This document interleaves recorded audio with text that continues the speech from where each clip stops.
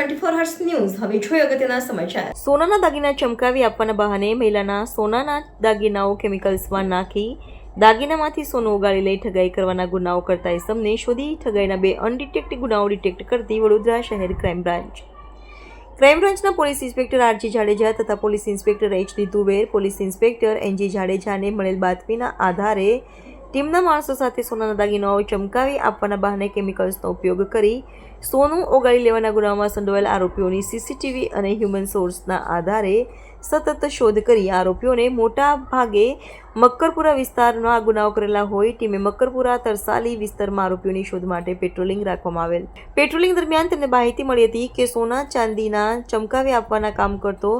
એક શંકાસ્પદ ઇસમ તેની પાસેથી હોન્ડા શાઇન બાઇક લઈને dairy Tarsali road Tarsali ITI gate પાસે રોડની સાઈડમાં હાજર છે અને આ ઇસમે બદનમાં ચેક્સવાળું શર્ટ તથા બ્લુ કલરનું પેન્ટ પહેરેલું છે। તેની પાસે કાળા કલરનું કોલેજ બેગ ખભા ઉપર રાખેલ છે તેવી માહિતી મળતા જ ટીમે તુરત જ તરસાલી આઈટીઆઈ ગેટ પાસે જે તપાસ કરતા માહિતી મુજબનો ઇસમ નામે રાહુલ અરવિંદભાઈ શાહ રહે એસટી નગર જય મહારાજ સોસાયટી 2 નડિયાદને જિલ્લો ખેડાનો મળી આવતા સદર ઇસમ પાસેથી તેમજ તેની બેગમાંથી ઘરેણા અને ચમકાવવા માટેની જુદી જુદી સાધન સામગ્રી મળી આવતા ઇસમને તેની પાસેથી મળેલ મોબાઈલ ફોન, રોકડ રકમ, મોટરસાઇકલ સહિતની સામગ્રી અંગે આધાર પુરાવા રજૂ કરવા જણાવતા સદર ઇસમ સચોટ માહિતી નહીં આપતા સદર ઇસમની સઘન રીતે પૂછપરછ કરવામાં આવતા તેને પોતે જલ્દીથી રૂપિયા કમાવા માટે મોટરસાઇકલ સાગરીતો સાથે વડોદરા શહેરના સોસાયટી વિસ્તારમાં ફરી રહેલી મહિલાઓને ટાર્ગેટ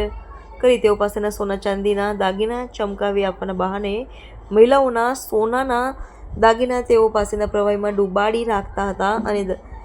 સોનાના દાગીમાંથી કેટલુંક સોનું ગાળી લઈ ઠગાઈ કરવાના ગુનાઓ કરતા હોવાનું અને આશરે 2 મહિના પહેલાં 2 સાગરીત સાથે મળી તરસોલી ખાતે એક વૃદ્ધ મહિલાની સોનાની બંગડીઓ ચમકાવી આપવાના બહાને બંગડીઓમાંથી આશરે 1.5 થી 2 તોલા જેટલું સોનું પ્રવાહી ગાળી લઈ ગયેવાનું કરેલાનું તેમજ 2 દિવસ પહેલાં વડોદરાના માણેજા ખાતે તેના સાગરીત સાથે મળી એક મહિલાના સોનાના પાટલાની જોડ ચમકાવી આપવાના બહાને તેમાંથી સોનું ગાળી લીધેલાનું કબૂલ્યું હતું જેના આધારે તેની અટકાયત કરવામાં આવી હતી।